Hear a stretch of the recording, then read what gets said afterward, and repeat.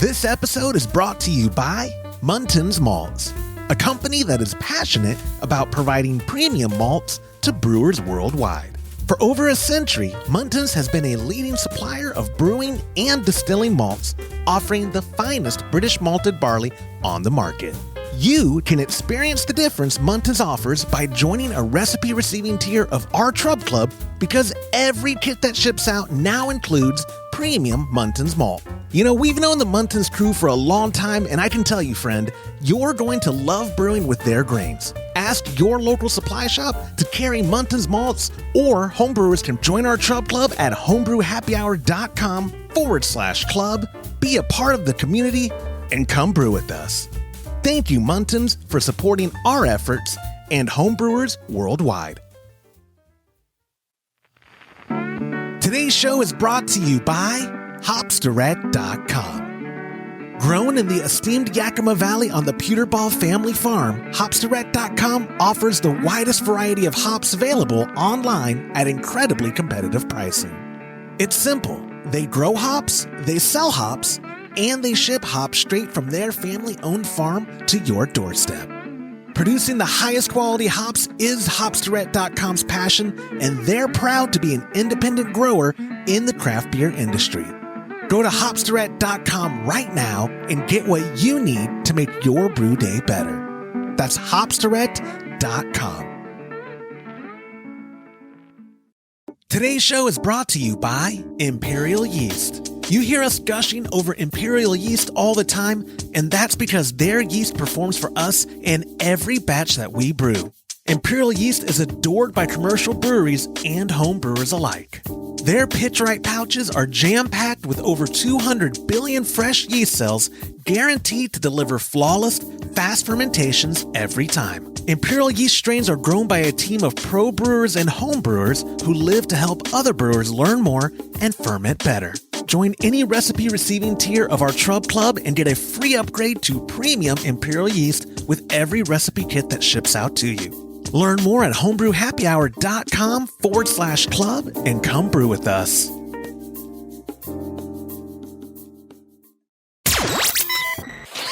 Entertaining shows with content that spreads information and sparks discourse throughout the community. This is the Pearl Media Network. Using a water reservoir for wort chilling, replacing keg posts after carbonating your beer, and what to do if I mashed way higher than intended. This is Homebrew Happy Hour, episode 377.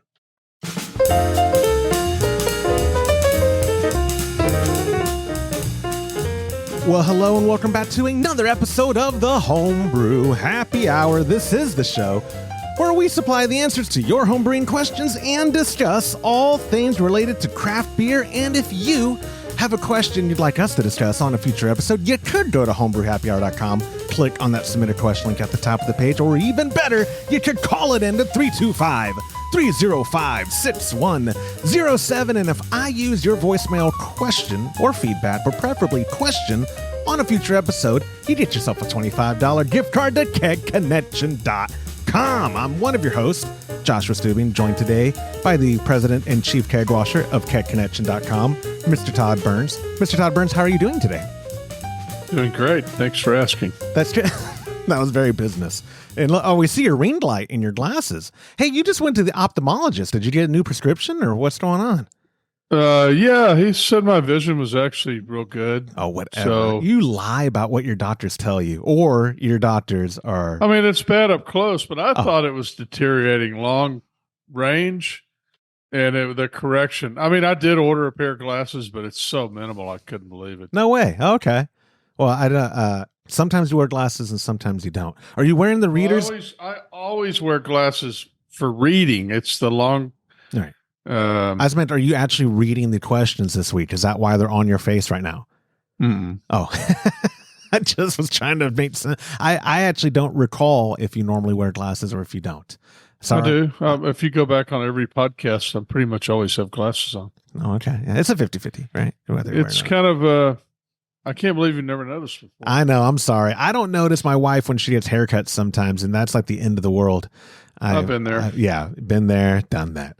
Anyway. Last time I got a haircut after about 2 hours after I got home. I was like, I got a haircut and you didn't even notice. My wife does not have to worry about that happening with me. She might say, like, did you shave your head shorter? Which, again, I think I've asked people for this before. This is the only digression I'm going to pledge, I hope, to make this entire show. But I cannot find a razor that doesn't tear the back of my neck up. Somebody message me. You don't have to do feedback, although if it's a good feedback voicemail, I'll give you some tons money for the advice. But I have used electric razors. I've used real razor, and the back of my neck is just so sensitive. It looks like I got clawed. And I'm going, I've tried with the grain, against the grain, wet shave, dry shave. I mean, I'm in my 20th attempt of not tearing up my neck, and I can't figure it out. So if there are any bald brothers out there, please help me out. Let me know. What's the secret? You're not really bald though. You're purposely bald. Well, you say I'm not really. I mean, here, I'll do the whole show. You don't think look at the thinning? Yeah, but you shaved your head. That's the reason there's no hair on there. Well, you're right, but I mean, but look at and then there's at the top of my head, like this monkey butt thing going on at the back. Yeah, it's not pretty. It's at some point, Todd, you just have to accept what's happening to your egg head, and shave it all off. But anyways, it has made, I've never really paid for haircuts. Why don't you just grow it out like half a foot on one side and then just spread it all over your hair? Oh, yeah. I could do the comb over at 38 years old, start doing the comb over. Yeah, I could. Yeah. No, I like this look. So my wife says sometimes I look like a tough guy, and that's enough for me. I'm like, oh, she thinks I look like a tough guy. I've never noticed you looking like a tough guy. I'm walking around, peacocking around like, yeah, I'm a black belt. Anyway, we do got a great show. James could not join us. He's trying to get a recipe, an order out to New Zealand, actually. To New Zealand. Oh, we got great customers there in New Zealand. Oh yeah, and they can drink. They can drink, from what I've heard. I wasn't a part of those festivities. I just left the ranch when they arrived. But anyway, so James is not joining us, which means the answers are going to be short and sweet, and I'm going to try to drag them out, and it's going to bother Todd. So just giving you a heads up of what to expect on this episode before we get into the questions, and we have listener feedback. I do have a little bit of small talk right now. We are a week away from, is it on the screen? There it is. Kolsch Cup 2024. It is going down April 11th through the 13th. As far as I know, Todd, beer has been arriving like daily. People that we've been receiving beer. It's going up in the walk-in cooler. When I come up next week on Tuesday, I'll start organizing it out at the barn where we'll be recording. If I can have a stable upload, you'll be able to watch the live stream at youtube.com/homebrew happy hour. Otherwise, just stay tuned in the evenings of Thursday, Friday, Saturday next week, and you'll be able to watch the publications as soon as we're done. I will start uploading them. So April 11th through the 13th, again, all the information is at kolschcup.com, but all the fun is going to be at youtube.com/homebrew happy hour. Also, if you're in the Trub Club this month, you're getting a delicious brown ale shipped out to you. I can't wait to get it in your hands. You can already go pick how you want your grains at patreon.com/homebrew happy hour for all of those in recipe receiving tiers. Thank you to our sponsors, Muntons Malt, hopsdirect.com, and of course, Imperial Yeast for providing premium ingredients that make these kits extra special. They go out the last week of the month. Patreon.com/homebrew happy hour. And because we've announced that we're doing a brown ale and all the pretty stuff there, I can also say Brew Day Live, Friday, April 19th at 10 a.m. Central. My pop and I are going to be brewing that delicious brown ale live at youtube.com/homebrew happy hour. Why live? Because I can. I have good upload speeds at my house. So we're going to be brewing that on the Grainfather G40. Todd, the last couple of Brew Day Lives, you've been busy and preoccupied. Maybe Friday the 19th, we can get you brewing? Huh? Maybe. Possible? Maybe. Maybe. We have to look at your calendar. You have to look at what yeah. Aren't we nothing.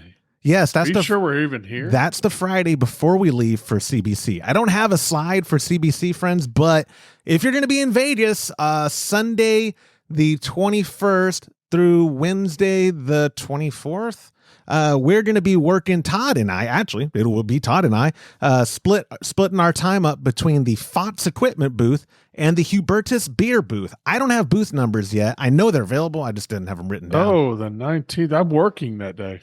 Yeah, and it's a Friday. Yeah, I am too. Do you not remember the last Brew Day Live? You called me 1,000 times during the Brew Day. That last comment was called sarcasm. Oh, well, I was just saying though, but the last Brew Day Live, when you were working because whatever came up and you couldn't brew, you made sure I was too. I'm like, hey, we're in the middle of live stream. Yeah, but you really got to look into this. Get this done. I'm convinced that you were trying to sabotage my good time, but no, it's just busy. We're just busy sometimes. So again, reminder, Friday, April 19th at 10 a.m. Central. Join at least my pop and I. Hopefully we can get Todd and or James on the live stream as well. All of that available, youtube.com/Homebrew Happy Hour. If you haven't already, click the like button on the videos you're watching, click subscribe and that bell notification so you'll know when we go live or when we're publishing new content. So with all that being said, Mr. Burns, I think that's all of the small talk that I have. I don't have anything else. So I do, though, before we get into today's questions, it's time for listener feedback. And it's a very special listener feedback because we've got he sent it as a MPA. It's the Marut Minute. Our buddy Jonathan sent us a nice little voicemail recording. Didn't use the hotline. He's too good for that. And people who want to send me their own voice recordings, you can do that. Email joshua@homebrewhappyhour.com or share a link with me through any of our socials or whatever. But the problem was I normally load everything to an iPad. The App Store has been down, and now Google Drive's not working, so I can't pull it up on this nice little soundboard thing I'm using. So I'm going to have to be, let me see if I can get this. Mine's working. No, on iPad. On iOS, I have an iPad mini. The App Store is down, and for whatever reason, Google Drive is also not working on this version of iOS. I'm sure it's user error. But anyway, so I'm going to have to click like a troglodyte or whatever they're called, Neanderthal. I have to do it the old school way. But anyways, we have a Marut Minute, and here it is. The Marut Minute has been invoked in episode 374. Hey guys, it's Jonathan in Fort Worth. I'm glad to hear that James tried his beer under pressure right from the beginning of the fermentation. It makes sense to me that this eliminated any off flavors. Thinking about it on a commercial scale, a tall fermenter will be under hydrostatic pressure as soon as it is filled with wort. So it makes sense that you'd want similar pressures to exist right from the beginning of the fermentation. As far as why I limit pressures to 10 psi or so, for me that's merely a limitation of my conical fermenters. I have Spike CFs, so they are all PRV limited to 15 psi. I sometimes go up that high, but 10 seems to work similarly, and it gives me a lower ceiling before worrying about a PRV popping off. I sent Josh an online Google spreadsheet that I found when I first started pressure fermenting. I think I found it via David Heath on YouTube.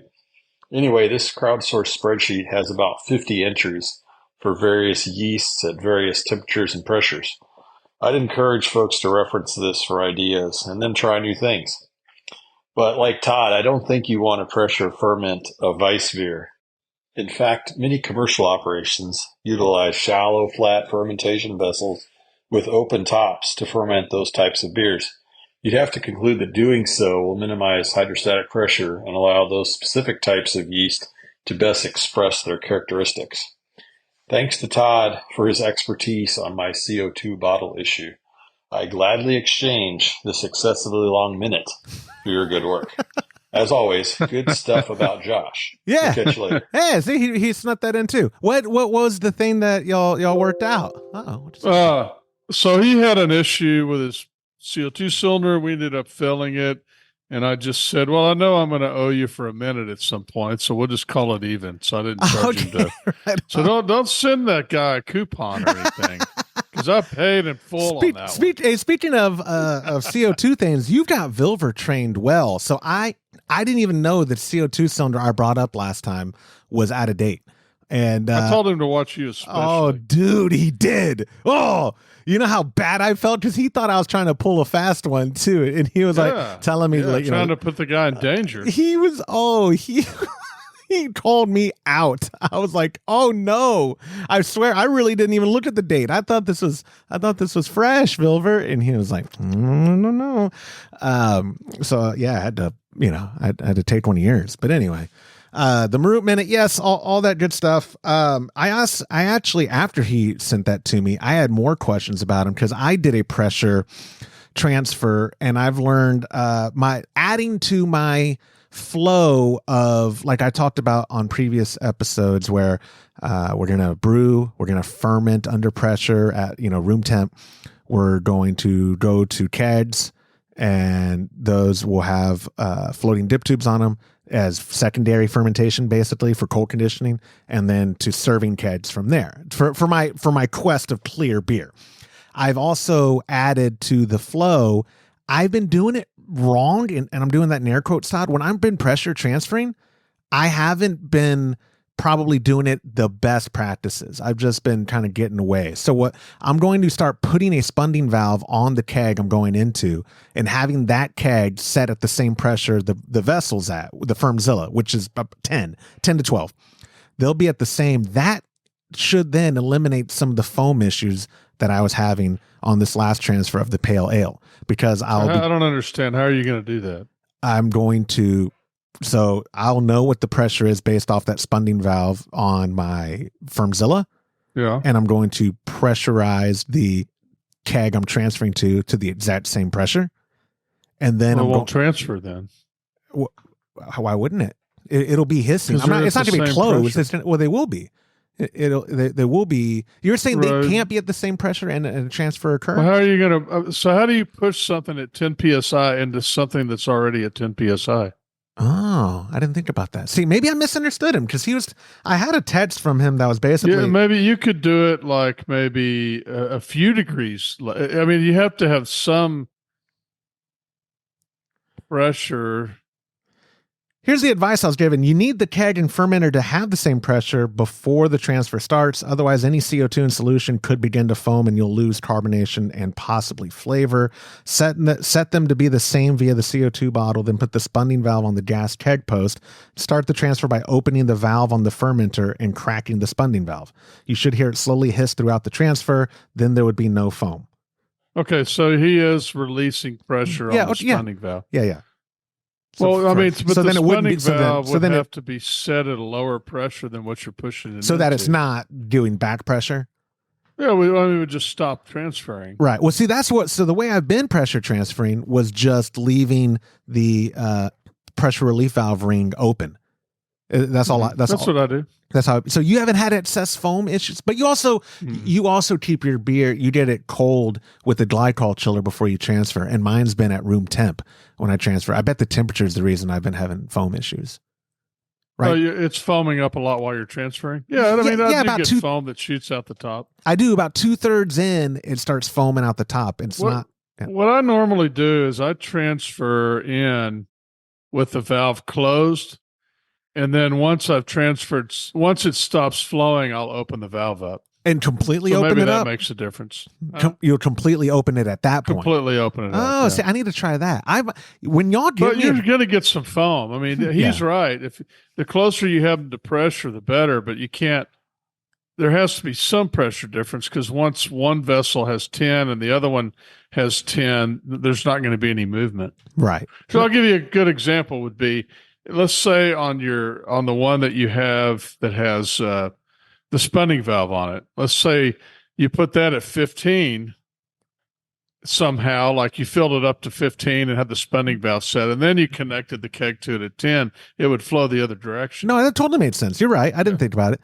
And sometimes when various people give me advice, I hear it, but I'm not listening, to quote my wife. And me, yeah. and every person in my life, it's crazy. but at least 2 or 3 times a day, I say to my wife, sometimes I feel like you don't listen to me. And she's like, really? Yeah. Well, my wife tells me that, I go, huh? And she does not laugh. Anyways, Jonathan, thank you so much. A reminder, when you call and leave us feedback that is worthy to be played back on a future episode, to 325-305-6107, you get yourself a $25 gift card to catconnection.com. Or if Todd works with you on that, then you don't. Then you're even. He owed us that. That was definitely an owed us. But anyway, thank you, Jonathan, for submitting that. We do have 3 great questions for this week's episode. Again, I got to click on it like I'm some kind of Luddite or whatever other descriptive words I can use. Our first question is from our buddy Nick from Seattle, and it is a voicemail. Hey, guys. This is Nick from Seattle, Washington. I had a question. I volunteered at a commercial brewery down in San Antonio, and when they chill their water, they keep a reservoir in their keg room so it's ice cold, and then as they're chilling through a plate chiller, that water gets sent back into that reservoir to save water and to continue using really cold water to chill since it's so hot down there. I'm thinking about maybe the same type of thing at the homebrew scale. I'm just curious your guys' thoughts on how much volume of water I would actually need. I only have a kegerator, so I really would only be able to maybe keep a reservoir in there of 5 or 10 gallons. I'm not sure if that's enough to really chill it down, but curious if you guys have tried this or seen anyone at a homebrew scale. Give it a go. Thanks, guys. Keep up the good work. Bye. It's a great question. We undoubtedly are not the most earth conscious when it comes to cooling. I'm talking about me and my dad. I don't want to throw you under the bus too, Todd. But you know, we have been using the hookup to a water source, running it through, you know, space of gravity, going through immersion chillers, or with the G40, a counterflow chiller, and then which tapes, you know, the wort and the water through this cooling process, and the wort recycles into itself until we're ready to put into the fermenter, and the water just goes out the other end and down into our driveway. But I'm very green when it comes to that. What I do is I pull water from my well and have it chilled, and then I run it through my system, and then I run it off into the ground, and it percolates down through the ground and goes into the water table again and is recycled back up. That's right. Oh my gosh, you're right. You're playing the long haul game. That's some 4D chess. You're right. No, but I first off, I've never Wes's when Wes was running Teddy's. That's the only commercial operation I've really been in the behind the scenes. And I think he recycled. I think he did that too. I think he had a big tank and it recycled around. Well, can you imagine how much water they go through? Oh, so well, that's what I mean though. Is that I think he does. I think he did. He used his chiller and his walk-in cooler to cool it down. Yeah. So on a homebrew scale, what could that look like if you had to guesstimate? And I'm assuming this would be a whole recirculation. So we're going to have to add some pumps. We're going to have to add like the actual reservoir itself. And what could a 10-gallon reservoir, could you use a keg? Would 5 gallons in a keg? I mean, I think it's all null and void anyway, because it's, I just don't think you would have enough volume. Right. Well, and I'm also thinking too, though, let's. I mean, I don't think you can cool. You're not going to cool 10 gallons of beer through a chiller with 10 gallons. Or 5 gallons of beer. Or 5 with, yeah, I don't. Well, but even hypothetically, the water coming back in the return is going to be very hot. So you'd almost have to also then implement some inline immersion chiller and an ice bath to recool it. To get it, do you get what I'm saying? Like what the picture I'm painting? It would be very convoluted, wouldn't it? I mean, the idea about, I think what he's talking about is you send the water out, it goes through, and then it would have to go into another reservoir hot so it could be re-chilled again. You couldn't just send it back into the same reservoir because you wouldn't be able to keep it cool. Right. Well, that's what I'm saying. In my loop of Joshua Stubing's greatest ideas, I'm saying I'd have the reservoir as it's super cold. It would come out via pump. It would go through the immersion chiller or whatever. It would come out there into an immersion chiller that's in a bucket of ice to re-chill it. That then sends it back to my initial reservoir, rinse and repeat. all going very slow, very Yeah, slow you could do that. rate of flow. Yeah. But again, you'd have to have a lot of ice. Yeah.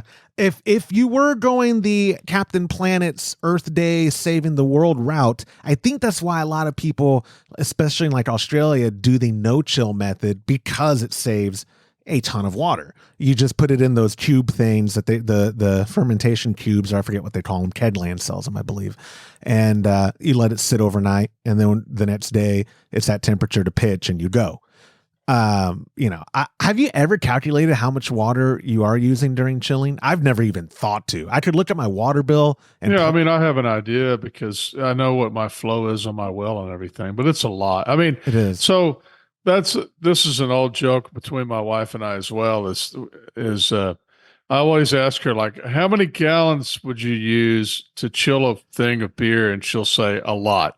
I'm like, well, I don't know what a lot means, right? I mean, it's a running joke between us, but so I'm going to do that as well. I'm just going to say you'd use a lot.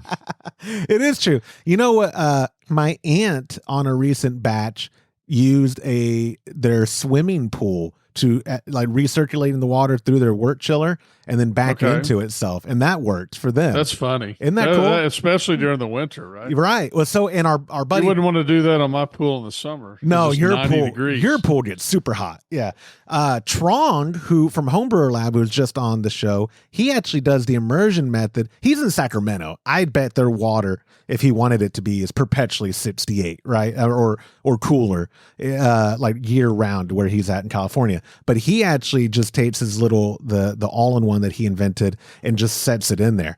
I know I'm totally digressing off the point of the thing, but I guess where I'm getting at is scaling this down to homebrew is not in my wheel well of comprehension for it to make sense. I don't think we can make it sense at that small. If you had, like, we have a walk-in cooler up top, so we could put 4 of those 55-gallon drums and leave them in there all the time, and have them connected to each other, and then have 4 more that are empty, and we could do it that way. Oh, okay. So that easy. Yeah, you're right. It's just very straightforward. So build a walk-in cooler, get the drums, get some pumps. This is, you know what? I'd be interested to see if you're watching at youtube.com/Homebrew Happy Hour. Leave us a comment below. You know what? Let's open it up even broader. How would you address this? But also, how do you chill and be water conscious? Or are you like me, where you're just like, you know what? It's my earth. I do what I want. It's my kid's problem. I'm kidding. Before you leave a 1-star review, I'm kidding. Boy. I know. Dragonfly lady. Don't do it, Dragonfly lady. Please. Anyways, Nick, thank you so much for submitting that question. This is a great time to remind y'all, if and when you leave a voicemail question, which I desperately need, to 325-305-6107, and I play that voicemail on a future episode, you get yourself a $25 gift card to kegconnection.com. Alternatively, you could email Joshua at Homebrew Happy Hour or text the aforementioned hotline and still get yourself a $15 gift card, which I think is pretty stinking good. Like our buddy Vince did, our second question of the show. He texted us saying, how safe is it to remove post and dip tubes after you already kegged your beer? A leak has been discovered on my gas post between the post and keg. It's draining my CO2 tank bad. Will replacing the post add oxygen to this keg? Is this beer done for? This is Vince from the Chub Club. Vince from the Chub Club, thank you for texting us in. You know, with James not here, it's okay. I happen to take a keg question. And not that you can't answer all the questions. I just mean this would have been thrown to you anyway. You're no stranger to discovering leaks on your system from time to time. You'll either discover it because you go through a CO2 cylinder too fast and you're like, that's not right. You do the soapy water test at all the connections and you go, every now and then, oh crap, this post is leaking. What is your method, your standard operating procedure if it is the post and you realize, crap, I'm going to actually have to replace the poppet or the dip tube O-ring or something? It's no problem. You just take it out and replace it. You're not going to oxygenate the beer. The beer's in the keg. It's not like oxygen's going to push through that hole and go down into the keg and go past the CO2 and oxygenate your beer. It doesn't just magically appear. You're saying the No, I mean, you're fine. You're just going to open the post, take it off. I mean, you can take your lid off your keg and look in there if you need to, put it back on. It won't hurt anything. Okay. So, but okay, when you're putting it back in, you go through at least a sterilization process after you've been handling the dip tube and all that. I wouldn't. No. Really? No. Really? So, okay. Hypothetical. I'm pulling it out. The dip tube O-ring is obviously needing replacing, and I should have done it before, but I just noticed it, and I'm already a half a gallon through my keg. I've got 4.5 gallons left. I use my socket wrench. I take it off. I pull it out. You're saying I can just put that O-ring on and pop it back on, and you're not worried about contamination? Nope. Interesting. Have you done it before, or is this just lots of times? Lots and lots of times. No kidding. But, I mean, the beer has alcohol in it. It's not like you're dealing with wort. Oh, you're okay. So you're right. The kitty gloves don't necessarily have to be put on because the process has been completed. Yeah. I do remember that from that transferring from secondary to keg. That was a very oxygenation is a real concern, but it's not a concern when you're just pulling a post out. Pulling a post off, replacing a dip tube and putting it back on. You're not going to have oxygen like jumping in there. Oh, we got a hole. It's just, you're fine. I'm not, never mind. This is the one time, mark it on the soundboard, that I did have a thought and I thought it through before saying it out loud. And I didn't say it out loud. We're just going to leave it. We all appreciate it. Okay. So honestly, I like, this is going to get a lot of feedback because it's either going to be people going, oh yeah, don't worry about it. Or it's going to get people going, what are you talking about? But in your anecdotal experience, you're saying, because I believe you when you say you've done it a dozen times, you always have. I've done it more than a dozen times. I've been brewing I've been kegging for 18 years. I've done it more than a dozen times. And what is it typically an empty CO2 cylinder that makes you realize I pulled the lid off my keg last night to see how much beer was left in it. Did you? Which keg? The one I'm going to give you. Good answer. No, I don't know. Good answer. Good answer. Just some random keg. I don't even remember. Oh my gosh, that was a good answer. The one I'm going to give you. Well, my pop and I have been fortunate enough to where, like this, we had a keg recently that was the first time I thought the poppet was bad. But once I took off the post and I just replaced the dip tube O-ring, that's all it was. Mm-hmm. And that did it. Put a little bit of lube on that O-ring, slid it up the dip tube, and boom, we're good to go. That's the first time, believe it or not. My dad and I have been kegging together, or brewing together and kegging our beer since 2017. First time we've even had to work on a keg. Can you believe that? I know, it's incredible. It is incredible. We've been. You must be stealing the top of the line kegs from me. Every time. Why do you think the inventory gets low after every visit? Absolutely. Yeah, just walking out with 4 kegs, and not crappy ones, but the really good ones. Oh, right? The top of the line. Yeah. I do have to actually bring back another keg because now that we're brewing so much, I realize, oh man, I don't have enough kegs. I do have a keg of pale ale to bring you though. We put one at my dad's house, and I got one in the fridge here. The last time you gave me a keg of beer, you actually gave me a racetrack keg. Was it the alt beers in a racetrack? Yeah, it's in a racetrack. I didn't even notice. Did you get? Yeah, that's awesome. First off, Vince, thank you so much for texting that. I'm going to digress a little now and interject. This will be a special segment that I'll put in chapters if you're watching at YouTube, so that you don't get confused. Some people like to just jump from question to question. They don't care for our small talk, but this is relevant. I gave Todd a keg of alt beer, my dad and I did. I wasn't the happiest with the color or the clarity, but that's why I'm working towards what we could do better in the future. I thought it tasted great. Not maybe quite an alt beer, but it has a good taste to it. Either way, your keg, when you received it, you get it and you're like, dude, what did you carb this at? All it is doing is pouring foam. What happened? I still don't know. I really don't, because the keg we have at my dad's is fine. And those were both on the same CO2 line in my fridge. So I got a decarb. It's pouring fine now. But did you end up adding super clear or whatever? No, I didn't have any. I mean, we have some around here somewhere, but I can't find it. But anyway, I got I ordered James. You know how he was saying on the podcast, maybe the last one we were on or the one before, that those 0.5 micron filters were super expensive. Well, I was Googling while y'all were doing the podcast, and I found some at a really good price, and I ordered a case of them in. And so I am going to do a 5 and either a 5 and a 0.5 or a 1 and a 0.5 on that beer tonight or tomorrow, because I took the filters home, but I realized my filter casings are here, so I'm going to grab them and I'm going to actually filter that beer. I have never. It is the weirdest thing. Like, I've been letting it sit and then pouring about 4 ounces off it every 3 days. Every time I take 4 ounces out, it's just a cup of yeast. That is so weird, dude. And then about 8 ounces or 12 ounces in, it's a lot better. It's still not clear, but it's a lot better. But it's still settling so much yeast. I'm just going to try to filter it. I'm going to filter it into a different keg and see if I can get it cleared up. I don't understand. First, I did apologize when you were telling me about it on the phone. I was like, I have no idea what happened with your keg, because I didn't do specific, like, well, this is the good keg for us. Well, it's probably just when you it probably cleared up a lot in your kegerator because you had it in there a while.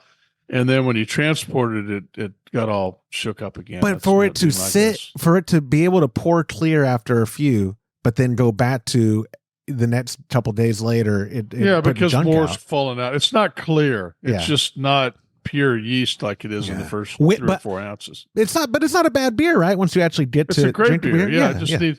I am my goal is to clear that beer up. Like, it's. I can't stand it. I got to get it clear. So well, I'm gonna work on it. Well, the what I did for the pale, I didn't do it in your keg because I didn't have the 2 floatits that I have from Homebrew Lab were already being used. One in our pale ale and another in a Kolsch keg that I have here. I opened it up and replaced it with that. But I will say that I did pour off of your keg a couple days later because I was worried, it's settling this or that. It had a little bit in the first 4 or 5 ounces or whatever, but then it started pouring clear and it tastes great. I need to do it again though, probably, because like, you're gonna bring me a keg? Yeah, next week when I come up. You probably need to transfer it into another keg, because as soon as you transport it, whatever's down there is going to get all mixed up. Oh, that's right. Okay, I'll go. My dad has a kegs at the house. I'll go get a keg tomorrow. And or actually Sunday. That's the only way I've been able to solve the problem. That's why we did that before. That's why most of us did that before Homebrew. I did it. No, I did. Remember, I did it on my Kolsch. I wasn't talking about you. Oh, he's not here to defend himself. He who shall not be named. Yes, but yeah, I still have that jumper, so that's perfect. Okay, I'll do that. Before I come up, reminder to people in Texas, Monday is the eclipse. I was going to be up at headquarters all next week because it is Kolsch Cup on Thursday, Friday, Saturday. And my wife was like, you can't drive on the eclipse. That's dangerous. What if it's like at the end of the world? She didn't say that part, but she kind of alluded to it. And I said, okay, I won't be on the road during the apocalypse. I will wait till Tuesday when it all settles down and then drive up there to headquarters. So, I will bring your keg. How settled are things after the end of the world, though? Right. If we're going to find out, man. We're going to find. As far as I know, the eclipse event in San Marcos is under 2 minutes, like what we're going to see. So, ours is like 18 seconds, but I'm telling you, 30 miles away, it's like 3.5 minutes. I don't understand that. That is wild that it would be that. If I looked it up right, that's what I saw. I don't think that's right, dude. How can it be that big a discrepancy? You're probably not as far away from totality than I am. Like we are both, you're on the northern side of it. I'm on the southern side of it. And a lot of people, like for you, Goldthwaite would be the closest town to have the best. And to me, I think Burnett is probably the closest, or Kerrville. And which is still a good 45 minutes, an hour-ish away. I'm not driving. I bet you there's a ton of people on the roads that are going to those places too. I'm not going out there, but I will be up there too. Okay, so this says the duration of totality. Is it totality? Yeah, totality. Yeah, the duration is 21.9 seconds. So it's 22 seconds. Hey man, that's a lot of time. All right. just let's just leave it at that. That sounds like a healthy totality if you're asking me. All right. That guy, just get in and get out. Anyways, Vince, thank you so much for submitting the question. And then our side question. We do have a third and final question for this week. And again, I got to click on it because it is a voicemail from our buddy Danny. Oh, hold on. Before I have to give you the next one. So it's 3 minutes and 28 seconds in Gulfway, which is 30 minutes away. That's long. That's a long. It's amazing. Yeah, I don't get that. While Anyway, I'm about to play I'm about to play the voicemail. It's our buddy Danny from North Carolina. Hello, Homebrew Happy Hour. This is Danny from North Carolina. Love the show. Josh clearly needs a big raise because of his hard work. It's apparent. Anyway, let's assume hypothetically that the brewer is a dumbass. And let's assume further that the aforementioned dumbass brewer mashes in and then realizes an hour later that the mash has been sitting at 175 degrees for the entire hour. Could you lower the temperature to 150 degrees and add some powdered amylase enzyme to save the mash? Thanks. Look forward to the answer. What a great question. I love talking in hypotheticals, especially, and not that Danny's doing this, but when I'm talking about myself, I frequently say, Todd, my buddy did this. Do you have any advice for my buddy? I know my buddy's an idiot, but my buddy did this thing, and can you give me advice?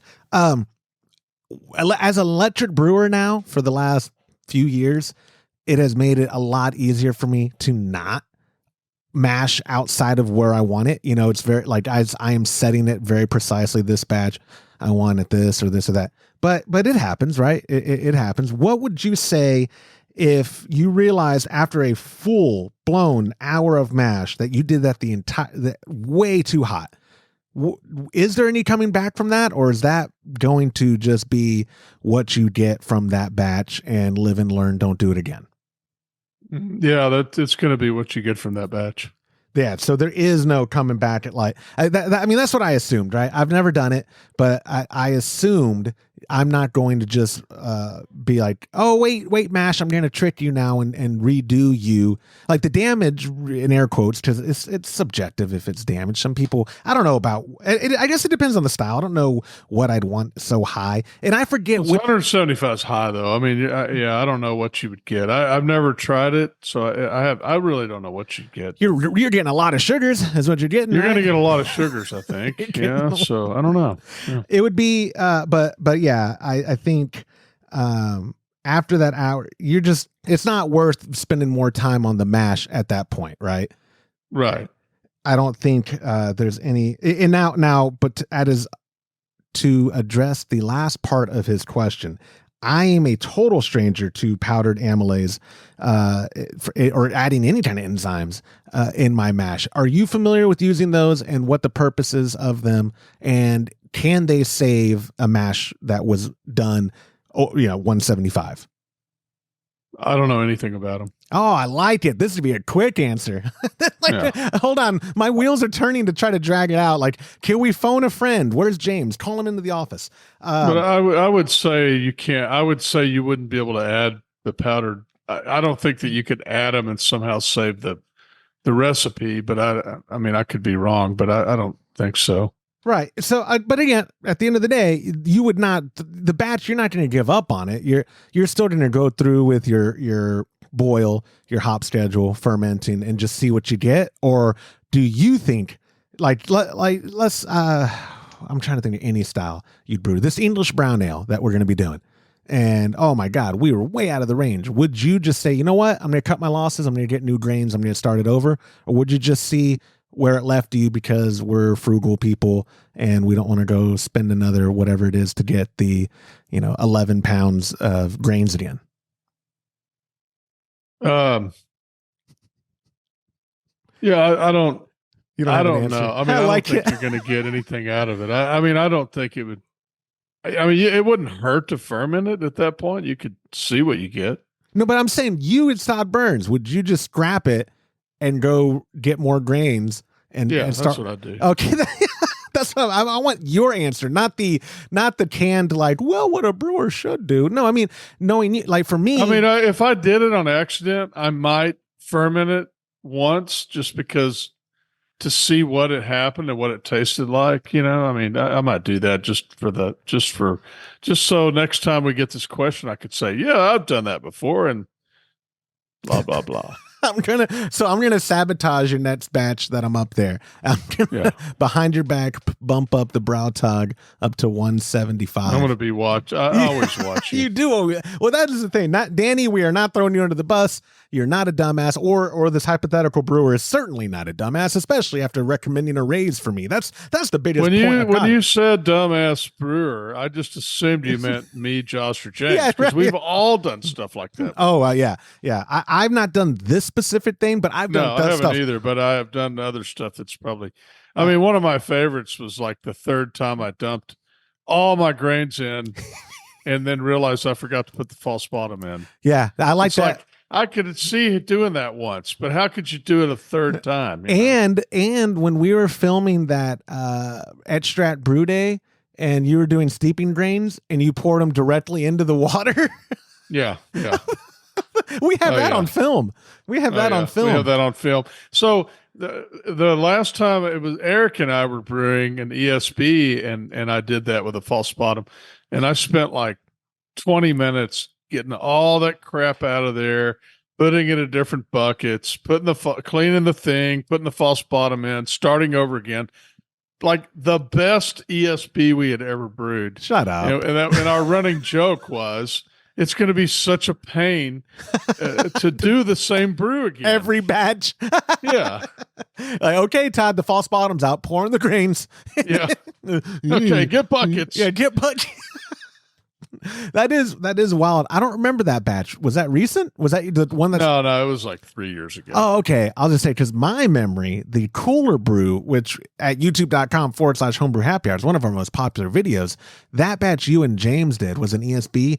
To this day, from what I recall, the best ESB y'all have ever brewed. Probably the best ESB I've ever tasted. I think James would even vouch for that. I'll speak on his behalf. It was the absolute best ESB I've ever had. It was so good. So good. I want y'all to replicate that. However y'all did that the exact way. You have the coolers. We could do a cooler brew. Every time we brew an ESB, we're like, yeah, this is good. I should brew more ESB. You should brew. You've never had a bad batch. I always like ESBs. You're right. And California Common. James, this is not throwing him under the bus, because I think it's just adorable. He has texted us in the group chat half a dozen times the last week or two of him enjoying your California Common, and it's not just him enjoying it, it's like, good God, look how beautiful it is. It is cleared out. Yeah, I had incredible. One a couple nights ago out of mine. It was good. It is incredible. But like I said, he obviously loves it, because after he's had a few, he's like, guys, this is the best. Look at it. He's probably not drunk, but if he was, who cares? He's on his own front porch. Don't judge the man. But he, right. That's all I ever want from my beer, is for James to send a message of him enjoying it and going, this is incredible. I'm going to get there. I have got to get him a pill. I got to get both. I'm going to, we're trading. So we're trading, but I don't, you originally you wanted the London Porter. So I don't know. No, you can have either one. I don't care. I want the Pilsner. I do. Okay. It was the Pilsner you did is stupid good. It is, and you want to talk about crystal clear. That thing cleared out very well.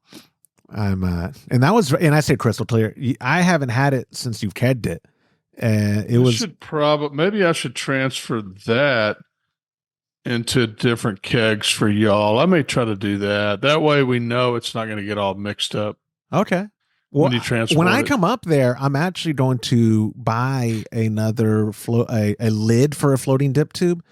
And then I'm going to buy another float it, because I found I can actually retrofit the float it with its tubing on our lids. Like I'm getting the lid, I'm taking that floating dip tube off and putting the floated on it. And so you don't have to necessarily transfer it, Todd. I can just put that floating dip tube on that keg, and it doesn't matter. It won't help.